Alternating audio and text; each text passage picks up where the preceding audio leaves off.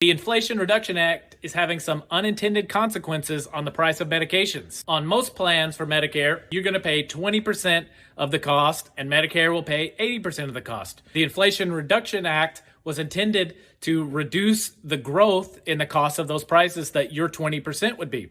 They did that by limiting the out-of-pocket costs that you'll be having, that 20%. They tied that to the CPI. That's the inflation rate that the government puts out. So in other words, if a drug cost went up faster than the rate of inflation, then the out-of-pocket costs were limited. It wasn't 20% anymore. For instance, it might be down to 8% if that drug really outpaced inflation. The issue with this is that those inflation rates are adjusted quarterly. So they come back in quarter two, and that drug has not outpaced inflation, they can get you back to the 20% rate. However, the drug cost is up high.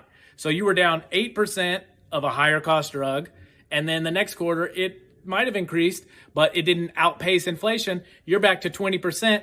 Your cost has tripled. And as I explained in the last video, you want to make sure you're watching the costs that not only you're paying, but also what Medicare is paying for you, because that could put you into the donut hole, which would be costing you way more than you need to. As always, forestparkpharmacy.com, price checker, find out what you're paying, find out if you're getting a good deal or not. And if you're not getting a good deal with them, give us a shot. Alrighty, have a good one.